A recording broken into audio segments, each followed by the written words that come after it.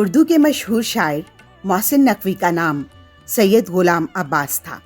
محسن ان کا تخلص اور لفظ نقوی کو تخلص کے ساتھ استعمال کرتے تھے، لہٰذا بحیثیت شاعر انہوں نے اپنے نام کو محسن نقوی میں تبدیل کر لیا اور اسی نام سے مشہور ہوئے۔ آپ 5 مئی 1947 کو محلہ سادات ڈیرہ غازی خان میں پیدا ہوئے۔ ابتدائی تعلیم گھر کے قریبی اسکول سے حاصل کی، پھر گورنمنٹ کالج محسن روڈ ملتان سے گریجویشن کی ڈگری مکمل کی۔ شاعری کا آغاز زمانہ طالب علمی سے ہی کیا۔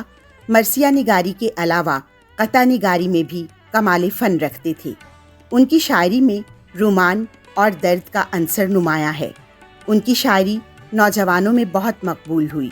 محسن نقوی کی شاعری کا ایک بڑا حصہ اہل بیت سے منسوب ہے۔ انہوں نے کربلا پر جو شاعری لکھی ہے وہ پوری دنیا میں پڑھی اور پسند کی جاتی ہے۔ انہوں نے اردو ادب میں نئی ایک شاعری روشناس کروائی۔ وہ مجالس میں ذکر اہل بیت پر خطابات اور شاعری کیا کرتے۔ شاعری کے ساتھ ساتھ وہ مرثیہ نگاری کے فن میں بھی مہارت رکھتے تھے۔ لوگ ان کے اثر سے نہ نکل پاتے۔ کربلا کے واقعات اور تاریخ پر ان کی شاعری بہت مقبول ہے اور آج بھی بہت پڑھی جاتی ہے۔ ان کی شاعری میں نہ صرف الف لیلہ کی محبت کا تاثر ملتا ہے بلکہ نظام دنیا اور ان کے حکمرانوں کے خلاف بھی لکھا جو اپنی عوام کے خلاف اقدامات کرتے رہے۔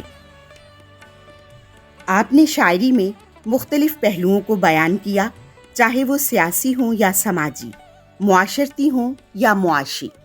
اپنے خیالات کو ایک نئے جذبے میں پرو کر وہ عجب سما باندھ دیتے۔ ان کی شاعری کا ایک اور وصف صاف گوئی اور بے باکی تھی۔ انہوں نے جو کہنا ہوتا لگی لپٹی رکھے بنا کہہ دیتے۔ جدید طرز احساس کے ساتھ شعری طرز احساس کا بھی پورا خیال رکھتے۔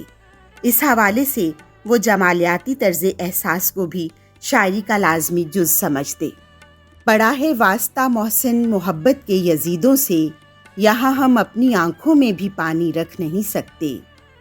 اتنا آسان نہیں شہر محبت کا پتہ محسن، خود بھٹکتے ہیں یہاں راہ بتانے والے۔ تصور انسان شاعر کی نفسیات کے مطابق ہوتا ہے۔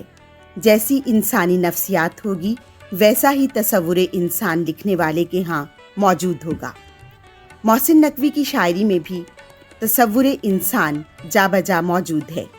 آپ سیاست سے دلچسپی رکھتے اور پاکستان پیپلز پارٹی کو پسند کرتے تھے۔ ان کے جلسوں میں خطاب اور شاعری کرتے تھے۔ 2 مرتبہ قومی اسمبلی کا الیکشن بھی لڑا مگر جیت حاصل نہ ہو سکی۔ بے نظیر کی پہلی حکومت میں محسن نقوی کو ان کی دانشوری کی وجہ سے مشیر خاص تعینات کیا۔ احمد فراز جیسی شخصیت ان سے متاثر تھی۔ ان کو سیاست میں ایک الگ مقام حاصل تھا۔ ان کا شعری اسلوب جداگانہ بھی ہے اور اس میں تخیل کی اڑان بھی ہے۔ ان کی غزل پڑھنے کا انداز بھی بڑا دلکش تھا۔ انہیں شاعر اہل بیت بھی کہا جاتا ہے۔ شاعر جس زاویے سے، جس نقطۂ نظر سے اپنی زندگی کو دیکھتا ہے یا پرکھتا ہے وہ تصور حیات ہے۔ محسن کے ہاں تصور حیات کا اندازہ اس شعر سے لگایا جا سکتا ہے۔ ہر گھڑی رائے گاں گزرتی ہے، ہر گھڑی رائے گاں گزرتی ہے، زندگی اب کہاں گزرتی ہے۔ محسن نقوی کی تصانیف میں بند کبا، برگ صحرا، رضائے حرف، عذاب دیدہ، طلوع اشک، رخت شب، خیمہ جاں، موج ادراک، فرات فکر اور دیگر کئی کتابیں شامل ہیں۔ ان کی شاعری میں عشق کے بیان میں درد اور رنج پایا جاتا ہے۔ ان کی شاعری میں درد اور غم جگہ جگہ بکھرا نظر آتا ہے۔ محسن چونکہ رومانوی شاعر ہیں تو ان کے ہاں تصور حسن اور اس کی موضوع نیت نمایاں ہے۔ وہ کبھی خود کو مخاطب ہو کر کہتے ہیں، یوں دیکھتے رہنا اسے اچھا نہیں محسن، وہ کانچ کا پیکر ہے تو پتھر تیری آنکھیں۔ محسن کی شاعری میں کہیں کہیں معاشرتی پہلو بھی بیان کیے گئے ہیں جن کے موضوعات میں لالچ، امن، فساد اور دیگر معاشرتی برائیاں اور رویے ہیں۔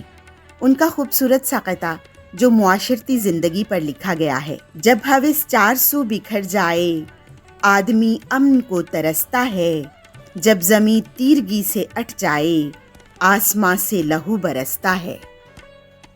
محسن نقوی نے فلم بازار حسن کے لیے ایک گیت لہروں کی طرح تجھ کو بکھرنے نہیں دیں گے لکھا، جس پر انہیں ایوارڈ بھی ملا۔ انہیں اردو ادب میں بہت سے خطابات بھی ملے۔ 1994 میں صدر پاکستان کی طرف سے تمغہ حسن کارکردگی سے نوازا گیا۔ پہلے خوشبو کے مزاجوں کو سمجھ لو محسن، پہلے خوشبو کے مزاجوں کو سمجھ لو محسن، پھر گلستہ میں کسی گل سے محبت کرنا۔ 1980 میں علامہ اقبال ٹاؤن لاہور میں ایک گھر تعمیر کروایا، جس کا نام نقوی رضا ہاؤس رکھا۔ وہاں ہی وہ رہائش پذیر رہے۔ یہ گھر ادبی سرگرمیوں کا مرکز تھا۔ پھر ایک دن طلوع آفتاب غروب ہو گیا۔ 15 جنوری 1996 کو 48 سال کی عمر میں شرپسند دہشت گردوں کی جانب سے حملہ کر کے مون مارکیٹ لاہور میں شہید کر دیا گیا۔